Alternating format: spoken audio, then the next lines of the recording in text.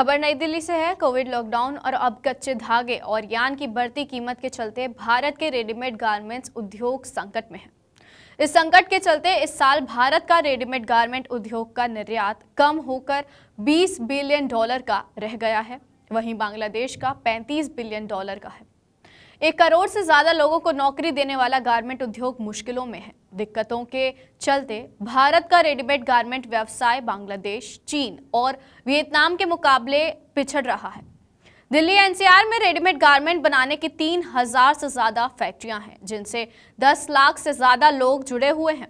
लेकिन पहले कोविड की बंदिश और अब महंगे यान और कच्चे धागे ने रेडीमेड कपड़े के व्यवसाय की कमर तोड़ कर रख दी है। आंकड़ों को अगर देखें तो पता चलता है कि भारत का रेडीमेड गारमेंट का निर्यात 2018-19 में करीब $16 बिलियन का था, साल 2019-20 में करीब 15 बिलियन और साल 2020-21 में घटकर $12 बिलियन का रह गया है। जबकि इस दौरान बांग्लादेश का कुल निर्यात $30 बिलियन के आसपास रहा। खुद नोएडा रेडीमेड गारमेंट्स एसोसिएशन के प्रधान ललित ठुकराल कहते हैं कि महंगी यान और कच्चे धागे के चलते रेडीमेड गारमेंट्स का काम बांग्लादेश में शिफ्ट हो रहा है।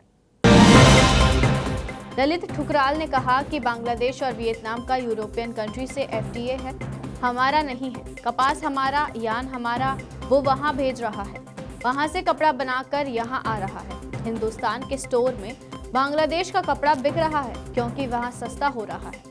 एक तरफ भारत के रेडीमेड गारमेंट का निर्यात कम हो रहा है, लेकिन भारत से यान और कच्चे धागे का निर्यात बढ़ रहा है। लेकिन भारत का 70% कपास और यान चीन, बांग्लादेश और वियतनाम को निर्यात होता है। हाल फिलहाल के आंकड़े देखें तो पता चलता है कि सबसे ज्यादा 37% यान बांग्लादेश को निर्यात होता है। टेक्सप्रोसिल के वाइस चेयरमैन सुनील पटवारी कहते हैं कि कॉटन यान के भाव सबसे ज्यादा 20 से 25% बढ़ गए हैं। डीजल, पेट्रोल और लॉजिस्टिक्स बढ़ा है। इन सब वजहों के कारण कॉस्ट ऑफ प्रोडक्शन बढ़ा है। आत्मनिर्भर भारत के तहत इस साल कपड़ा उद्योग से $400 बिलियन का टारगेट रखा गया है।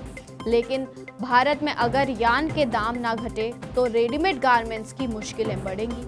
भारत अगर कच्चे माल के निर्यात से ज्यादा तैयार माल के निर्यात पर जोर दे तो इससे विदेशी मुद्रा भी ज्यादा आ सकती है और लोगों को ज्यादा से ज्यादा रोजगार भी मिल सकता है। एक आंकड़े के मुताबिक अगर भारत का निर्यात बढ़े तो इससे 7 लाख ज्यादा लोगों को नौकरियां मिल सकती हैं।